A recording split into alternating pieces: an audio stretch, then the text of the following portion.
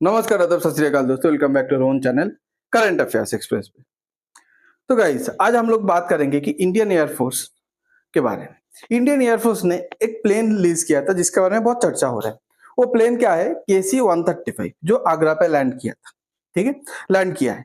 अभी ये अमेरिका का एक प्लेन है। ये एयर टू एयर रिफ्यूल करता है, मिड एयर रिफ्यूलर है।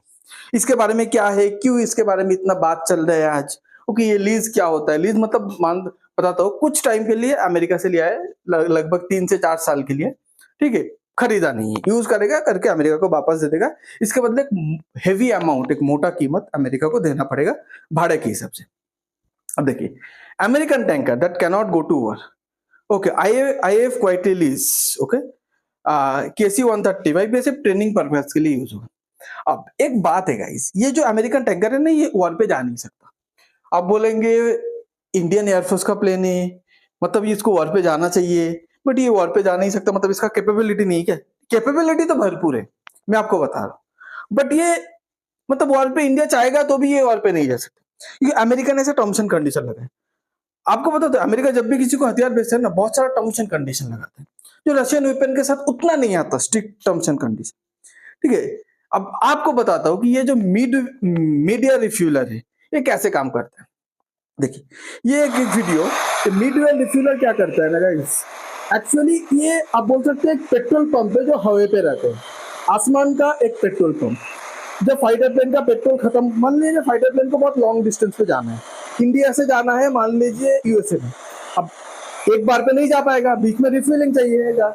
फिर जब रशिया के ऊपर आएगा ना, तो रशिया पे एक ऐसा एक ऑयल टैंकर है जो क्या करेगा, हवा पे उड़ जाएगा और वो ऐसे एक नोजल को छोड़ेगा, और उसमें क्या करता है, फाइटर जेट उड़ते उड़ते अपना जो टैंक है उसको रिफ्यूल कर लेता है। फिर वो जो रिफ्यूलर टैंकर था वो फिर नीचे ग्राउंड बेस पे आ जाएगा, फाइटर जेट आगे बढ़ जाएगा। तो देखिए, ऐसे जब उड़ता है ना, एक के बाद आप देखेंगे कि फाइटर पीछे पीछे आते रहते हैं अपना टैंक, मतलब ऑयल टैंक को फुल करने के लिए। इसमें क्या होता है ना, फाइटर को लंबा दूरी पे अगर जाना है तो फिर रशिया पे उतर के उसको लैंड करो, लैंड करने के बाद रिफ्यूल करो, फिर पायलट खाना वगैरह खाएगा, फिर वो फाइटर पे बैठेगा, फिर उड़ा के लेके जाएगा। तो ये टाइम वेस्ट नहीं होता है, ये वॉर के टाइम बहुत काम पे आता है, मतलब हवा पे रहते हुए वो मिशन के ऊपर मिशन कंडक्ट कर सकता है ग्राउंड पे बिना आके। तो इंडिया के पास ना गाइस, ये देखिए, ये ऐसा होता है, जब ऐसा उड़ता है तो दोनों साइड पे जनरली नोजल रहता है, किसी किसी का एक रहता है, तो ऐसे आता है एक एक करके, जितना भी मतलब एयरक्राफ्ट है जिसका ऑयल मतलब फ्यूल कम हो गया है, आसमान पे है, मिशन कंप्लीट कर रहा है, तो उनको ऐसे एक एक करके रिफिल करके ये हवा पे उड़ता है, फिर नीचे आ जाता है। Complex technology. तो देखिए गाइस, ये अगर हम लोग इंडियन एयरफोर्स और पाकिस्तान एयरफोर्स का मिलिट्री कंपैरिजन करेंगे ना, तो आप देखेंगे कि हर एक कैटेगरी ऑफ जो एयरक्राफ्ट है, फाइटर एयरक्राफ्ट, ठीक है, इंडिया के पास ज्यादा है। ट्रांसपोर्ट 40 है पाकिस्तान, 200 है इंडिया के पास। हेलीकॉप्टर 50 है पाकिस्तान के पास, इंडिया के पास 360 है। बट जब एवैक्स की बात आता है ना, एवैक्स मतलब आसमान पे रेडार स्टेशन, जैसे रेडार होता है ऐसे आसमान आसमान पे उड़ता हुआ प्लेन रहेगा, उसके ऊपर रेडार लगाया रहता है। एवैक्स पे इटली पाकिस्तान के पास डबल है, उतना छोटा सा एयर स्पेस है, इंडिया से छोटा एयर स्पेस है, पर उसके पास 13 है, हम लोग इधर पीछे है 6।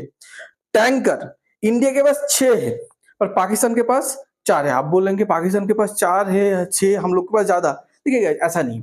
हम लोग का एरिया देखिए, हम लोग का अगर चाइना लद्दाख पे बिजी कर दे, पाकिस्तान अगर हम लोग को मतलब पाकिस्तान के बॉर्डर के साइड, मतलब जम्मू कश्मीर के साइड बिजी कर दे, अरुणाचल प्रदेश पे अगर चाइना हम लोग को बिजी कर दे वॉर लेके, बांग्लादेश भी अगर कुछ ना कुछ करते रहे, तो क्या ये 6 एयरक्राफ्ट सफिशियंट होगा?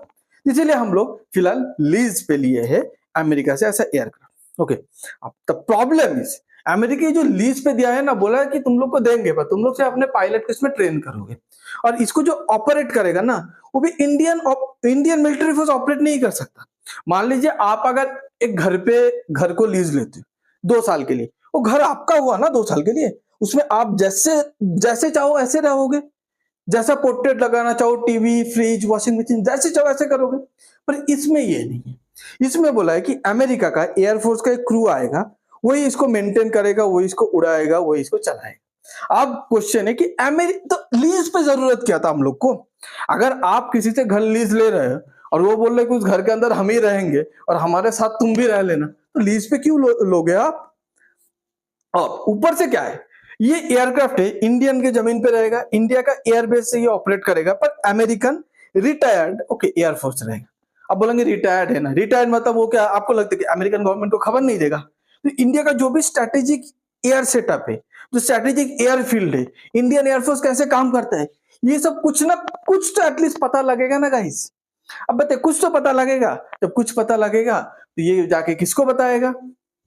ऑब्वियसली आप सब लोग समझ चुके हैं, ये जाके अमेरिकन गवर्नमेंट को बताएगा, अमेरिकन गवर्नमेंट उसका एडवांटेज लेगा, राइट? बाद में तो आज के डेट पे हम लोग को ये डील क्यों करना नहीं चाहिए आपको, मेरे हिसाब से मैं बता रहा हूँ।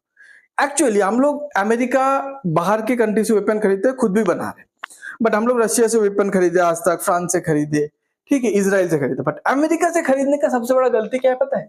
अमेरिका कुछ भी होता है ना वेपन का धमकी देता है। जैसे मैं आपको बताता हूँ, अमेरिका से हम लोग ट्रांसपोर्ट एयरक्राफ्ट ग्लोब मास्टर खरीदे, अपाची अटैक हेलीकॉप्टर खरीदे, सर्विलियंस नेवल सर्विलियंस के लिए पोसाइडन P8I एयरक्राफ्ट खरीदे जो सबमरीन ढूंढता है, ओके। उसके बाद नेवी का अटैक हेलीकॉप्टर के लिए हम लोग रोमियो खरीदे। उसके बाद अल्ट्रा लाइट माउंटेन के लिए कैरी करने के लिए हम लोग क्या खरीदे? M777 हाउइट्जर गन खरीदे। उसके बाद हम लोग Chinook heavy lift transport helicopter खरीदे, जो जो इस टाइप का मतलब गन को कैरी कर पाएगा, ग्राउंड टू कहीं से कहीं पे लेके जाना रहेगा। पर इसमें हम लोग को डिसएडवांटेज क्या हो पता है? हम लोग अमेरिका के ऊपर डिपेंडेंट हो गए आज के डेट पे। जैसे चाइना अमेरिका के आंखों में आंखों डाल के ऐसा लड़ाई कर रहे हैं, ट्रेड वॉर टैरिफ लेके, हम लोग करें नहीं कर पाएंगे। हम लोग के मन के अंदर ये डर है कि अमेरिका घूम के ये डिफेंस का जो स्पेयर पार्ट सप्लाई करना बंद कर दिया। अमेरिका के साथ हम लोग तेजस और एमका के लिए इंजन डील कर चुके। अमेरिका अगर इंजन नहीं देगा तो तेजस तो और बन ही नहीं पाएगा, फ्लीट कभी कंप्लीट नहीं होगा। एमका तो मतलब पूरा सब बन जाएगा पर बिना इंजन का एमका बनेगा, या बाद में किसी भी कंट्री से डील करेंगे तो फिर डिले हो जाएगा एमका का। ये हम लोग कहीं ना कहीं ये तो टैरिफ वाला गेम है ना, इधर हम लोग कहीं ना कहीं पीछे पड़ रहे हैं, पीछे पड़ रहे। ओके, हम लोग को कहीं ना पुल बैक हो रहा है। आप बोलेंगे क्यों? आपको बता दिया क्यों पुल बैक हो रहा है, बिकॉज यही सब रीजन के लिए पुल बैक हो रहा है। तो ये आपको क्लियरली मैं साफ साफ बता दिया क्योंकि ये क्यों करना नहीं चाहिए मेरे हिसाब से, ठीक है। अमेरिका है, हम लोग जब डिफेंस वेपन जब खरीदते हैं ना, ये लंबा होता है, मतलब अगला 20 30 40 साल का चीज को माइंड पे रख के खरीदते हैं, मिनिमम 25 ईयर्स। तो मतलब 25 ईयर्स पे अगर अमेरिका के साथ हम लोग को कभी लड़ाई करना रहेगा या उसको कुछ जवाब देना रहेगा, वो अपना ये डिफेंस इक्विपमेंट लेके हम लोग को टारगेट करेगा, कहीं ना कहीं ब्लैकमेल करेगा, ठीक है। तो आप बोलेंगे ऐसा क्यों? देखिए बात क्या है ना गाइस, बात में देखिए हम लोग का जो फाइटर प्लेन का जो फ्लीट है वो सुखोई मेन फ्लीट है। सुखोई को एयर टू एयर रिफ्यूलिंग चाहिए, मैं मानता हूँ। सुखोई रशियन प्लेटफॉर्म है, अमेरिका का मतलब वो जो है अमेरिका का प्लेटफॉर्म है, दोनों को इंटीग्रेट कर दिया, ऐसा ट्रेनिंग चल रहा है। सुखोई उड़ रहा है, जाके रिफ्यूलिंग किया। अब मान लीजिए कल जब वॉर होगा, अमेरिका बोला वो प्लेन यूज नहीं कर पाओगे आप। अमेरिका वो प्लेन लेके ये भी बोला है कि हम लोग कंट्री के बाहर चले जाएंगे, आप लोग को युद्ध लड़ना है लड़ो। तो ट्रेनिंग करके फायदा क्या?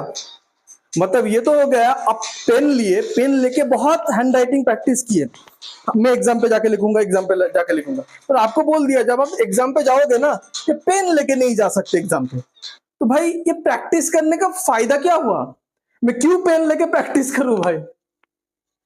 इंडिया कोशिश कर रहे हैं, बट मुझे कहीं ना कहीं लगता है ये डील नहीं करना चाहिए। हम लोग के पास जो 6 है उसको लेके हम लोग प्रैक्टिस कर सकते थे, हम लोग को नहीं चाहिए था अमेरिका का ये 2 एयरक्राफ्ट में, ऐसा क्या फर्क पड़ जाएगा?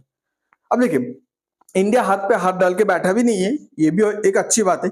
इंडिया इजराइल का एक कंपनी के साथ, ठीक है, ये जो रिफ्यूलर एरियल जो टैंकर है इसका ऑलरेडी बनाने का प्रक्रिया चालू कर दिया, 3 4 साल के अंदर बन के आ जाएगा। तो ये जो लीज लिया है 3 4 साल के लिए लीज लिया है, पर ये अगर 3 4 साल पे अगर वॉर हो जाए तो मैं आपको बताता हूँ ये एयरक्राफ्ट नहीं पार्टिसिपेट करेगा वॉर पे, जरूरत पड़े तो ये इंडिया छोड़ के चले जाएगा जब तक वॉर खत्म ना हो। आपको समझ में है? आपको अगर ये पूरा वीडियो अच्छा लगता है तो please like share and subscribe. आप पूरे इंसिडेंट के बारे में क्या सोचते हैं? सहमत है, एग्री करते हैं, डिसएग्री करते हैं? प्लीज कमेंट में बताइएगा। Thanks for being here, your time really matters. God bless you.